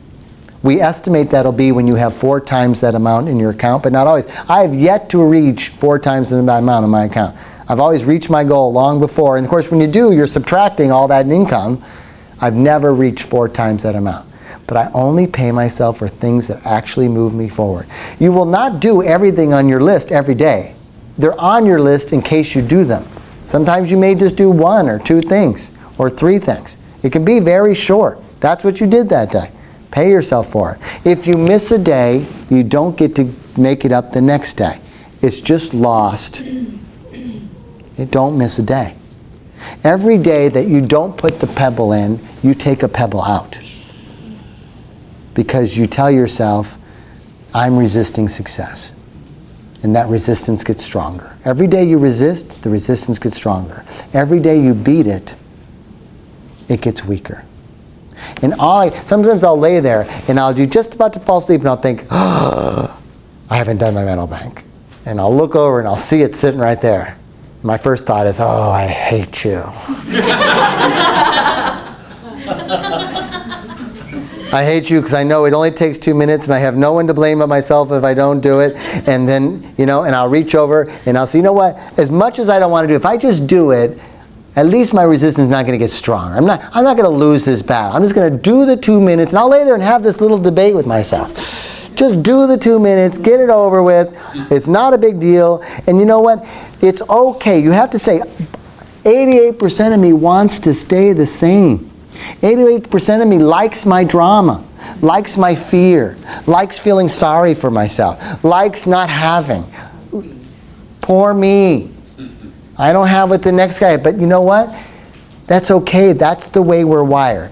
And even when you feel that at its most, all you got to do is just do it. You can hate it the whole 2 minutes if you want. It doesn't matter. You put the pebble in, it goes in, it does the job. And then the really great part, I can't wait for you to reach your first goal and try and change your number in the right-hand corner. And like 3 or 4 times a week, you keep writing the old number. You know what that tells you? The old number is in there. It's stuck. And it's just a matter of time before the new number sticks too. And tonight is going to be the test. Everyone's going to sit here and tell me they're going to do it. Is there everyone going to do this? Are you ready to just take this? Yeah, absolutely. I can't wait to hear what happens. Because we all have our own personal hell inside. And it's called our life script. And it delivers wonderful things to us. We have so many wonderful things in our life, but it's a whole package. And some of the pieces of that package aren't what we want. And all you got to do is decide what parts you want to change. Decide what behaviors actually change those things. Make them value events. Pay yourself for it. And use this process. This comes from a guy whose entire job is to figure out people's subconscious behavior. He did it 40 hours a week for more than 30 years, and this is the system that he came up with. And I'm telling you, it works. It takes 2 minutes. It costs very little to have one of these guys, and I just can't encourage you enough to do it, because if you can make it work for you, then you can turn around and make it work for others by teaching them this very same thing. Any questions before we close? All right. Thank you. Good night, and good luck.